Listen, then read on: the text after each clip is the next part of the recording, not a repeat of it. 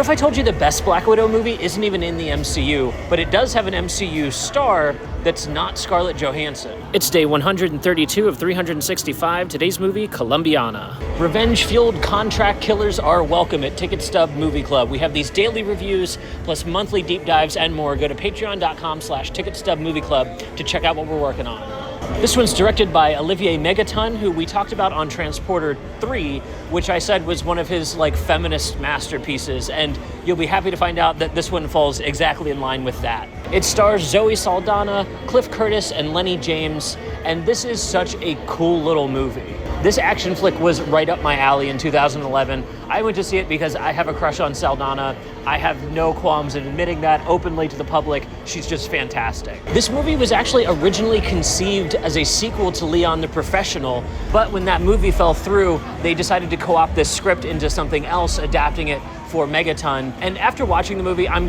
honestly a little happy that it ended up being its own standalone thing. It really works as like a one-off. Revisiting this in 2025, I'm happy to inform you that the feminist angle does stick around. This is basically a straight by-the-numbers classic revenge flick, just with a woman in the lead, and we'll get into why I really like that later on in the video. It gives us a look into the life of a Black Widow assassin, and sure, it's no MCU movie, but we do have one of the stars here, and honestly, this was a better take on it than I think what we actually got in the MCU. A full 10 years earlier than when we get that Black Widow movie, and during the MCU's Phase One, so Megaton's just way ahead of the curve. If this movie had come out as a Black Widow movie proper in Phase One of the MCU, they would have been 6 years ahead of the DCEU in getting a female-led movie out, so they missed an opportunity with this one if you ask me. This movie's leagues better than the Black Widow movie that we get post-Endgame, so let's talk about the three things that I really loved about Colombiana. The first thing that I really dig about this movie is that they didn't reinvent the wheel. Now, when I talked about Transporter 3 being kind of a feminist icon movie, I was being maybe a little facetious, though the evidence is there, and I really enjoy that take on the movie. It makes it more fun to watch. This movie is just outright feminist by taking a straight by-the-numbers revenge flick and dropping a woman into it. We don't see her training background, watching her get beat up over and over again as she trains to become this assassin. The movie just takes it at face value that she has trained enough to become this mega assassin, and I really dig that. Nothing is changed. Like, you could drop any male actor into this role and it works equally as well.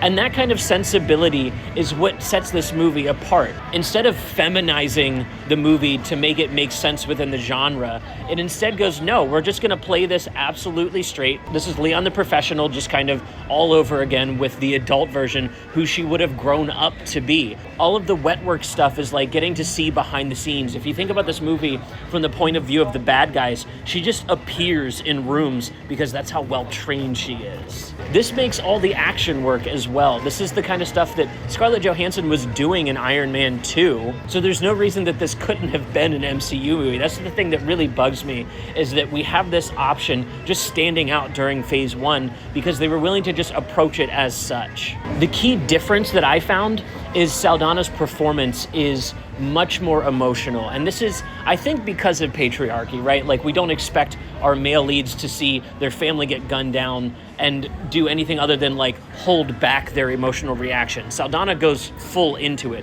When she finds that her adopted family has been snuffed out, she's extremely reactive and emotional to it. And that's the edge that having a woman in this role can give us. Steven Seagal has made movies like this, but he's not doing this kind of performance or bringing this kind of emotion. And that's what Saldana brings here. And that really shocked me. It's like, wow, you can do an emotive performance in this like quiet, locked off Black Widow kind of role. The second thing that I noticed about this movie that I really dug is there's almost like a chick flick in the middle of the film, and it comes at the expense of our protagonist. There's a sequence where her like flirty boyfriend guy is hanging out with a friend of his who kind of takes things into his own hands and accidentally exposes Catalea to the government. This sequence kind of doubles down on what I was saying about Transporter 3, where our director is kind of having a conversation with the audience about how if he were to feminize this movie, it would ruin the movie. It like metatextually literally hurts her plan to have things turned into a chick flick, a meet cute of like trying to bring these characters together. The male version of this character wouldn't get to end up with his love until the end of the movie, or only potentially. They do the exact same thing here, and so this sequence in the middle of the movie where his friend like takes the picture and sends it to a cop friend to see if they can figure out who she is, alerting the government, turns into like an apartment siege sequence, which is excellent, by the way. Very Leon the Professional coded.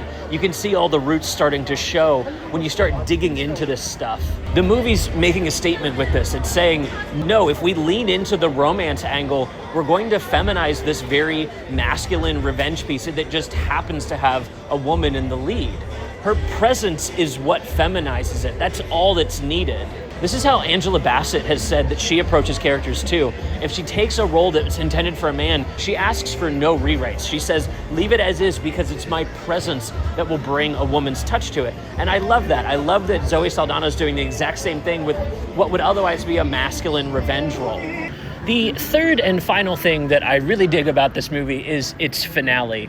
The whole thing has been this like quiet, sneaky, wet works style action where we're seeing someone that works within air vents and is slipping around behind the scenes, avoiding cameras. That kind of spy work is really, really fun, and I enjoy it immensely, but the finale says, well, we still need a nice, big, fun shootout. That's kind of like part and parcel to these kinds of movies. So the movie decides to start the whole thing off with a big joke. And this is one of my favorite lines in the movie.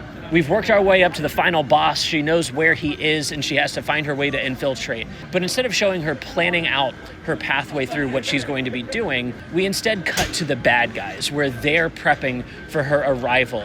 And the line that's spoken is where someone says, she's not going to do a frontal assault, so we have to look out for all the ways that she could slip in. And then a rocket comes flying in through the front door. Oh my God. This is why I mentioned Steven Seagal in the last part. That bit sounds like something out of one of his movies, where it's just like, for the yucks of the audience, a little bit of relief in knowing that we're here at the end. We can make a joke at the expense of these guys because now she's out for cold, hard revenge. Not just the revenge of her youth, but the revenge of the now moment after seeing her family killed. She's going to extract every drop of blood possible. And so not only do we get a visceral takedown of the guy that killed her parents using the end of a gun that she disassembles before he can shoot her to stab into his jugular. Oh, that just works. But then the final boss, the guy that's controlling all the strings, is trying to get away in the van that she arrived in, only to find out that the dogs that we set up earlier in the movie are sitting in the back and just waiting for her command. She says eat, and they do, and the movie ends. This is just perfect. Like, we don't have to play things out much longer than that. We get one final scene of closure where we see her go off into the sunset on a bus, as we've seen her do previous in the movie. So we know she's going to be out there extracting more revenge for the sake of others. Honestly, this one could get a sequel. I don't know if it did. I actually didn't look that up. But if it didn't, I would love to see one, or at least see this template used for a Black Widow movie in the MCU in the future. I think they really missed out on this one. But what do you think? Did you ever check out Colombiana? For our next movie, we're going to be talking about the 1991 masterpiece, The Lion King, because I have a ticket stub from seeing it in 3D in 2011. That's the only reason it's on this list. And as always, I'll see you tomorrow.